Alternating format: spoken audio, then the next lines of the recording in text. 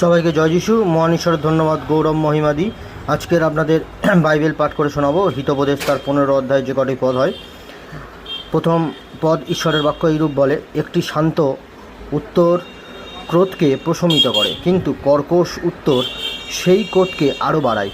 2 নম্বর পদ, ঈশ্বরের বাক্য এইরূপ বলে, যখন কোনো জ্ঞানী ব্যক্তি কিছু বলে তখন অন্যেরা তার কথা শুনতে চায়, কিন্তু একজন মূর্খ শুধু বোকাই কথা বলে। 3 নম্বর পদে ঈশ্বরের বাক্য এইরূপ বলে যে প্রভু কোথায় কি ঘটছে সব দেখতে পান। তিনি ভালো ও মন্দ প্রত্যেকের ওপর সমানভাবে নজর রাখেন। 4 নম্বর পদে ঈশ্বরের বাক্য এইরূপ বলে, দয়ার বচন হলো জ্ঞান বৃক্ষের মতো, কিন্তু মিথ্যা কথা মানুষের আত্মাকে তছনছ করে দিতে পারে। 5 নম্বর পদে ঈশ্বরের বাক্য এইরূপ বলে, মূর্খ ব্যক্তি পিতার উপদেশ শুনতে অগ্রাহ্য করে, কিন্তু একজন জ্ঞানী ব্যক্তি মন দিয়ে অন্যের কথা সব শোনে। 6 নম্বর পদে ঈশ্বরের বাক্য এইরূপ বলছে, ভালো লোকেদের বাড়িতে অনেক ধন থাকে, কিন্তু দুষ্ট লোকেদের আয় সংকট আনে। 7 নম্বর পদে ঈশ্বরের বাক্য এইরূপ বলে, জ্ঞানীরা তোমাকে নতুন তথ্যের সন্ধান দেবে, কিন্তু মূর্খের কথা শুনে কোনো লাভ হবে না। 8 নম্বর পদে ঈশ্বরের বাক্য এইরূপ বলে, দুর্জনদের নৈবেদ্যকে প্রভু ঘৃণা করেন, কিন্তু সজ্জনদের প্রার্থনা শুনে প্রভু খুশি হন।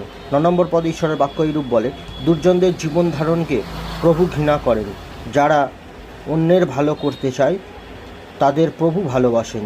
যে জ্ঞান 10 নম্বর পদে ঈশ্বরের বাক্য এইরূপ বলে, যে জ্ঞানের পথ পরিত্যাগ করবে তার শাস্তি হবে, যে নিজেকে অপরের দ্বারা শোধরাতে অস্বীকার করে তার বিনাশ হবে।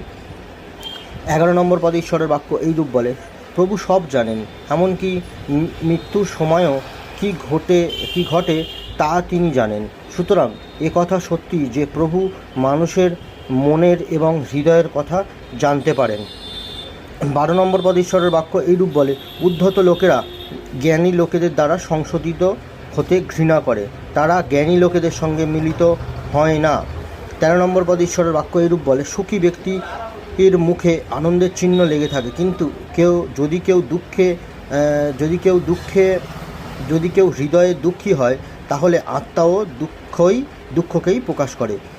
সবাইকে জয় যিশু। আজকের আপনাদের এই 13 নম্বর পদ পর্যন্ত হিতোপদেশ পড়ে শোনালাম। যদি ভালো লাগে থাকে অবশ্যই আমাদের এই ধুলিকলা ইউটিউব চ্যানেলকে আপনারা সাপোর্ট করবেন এবং সাবস্ক্রাইব করে রাখবেন এরকম বাইবেল পাঠ শোনার জন্য। এবং মহানেশ্বরের গৌরব ধন্যবাদ মহিমা দিয়ে আজকের বাইবেল পাঠ শেষ করলাম।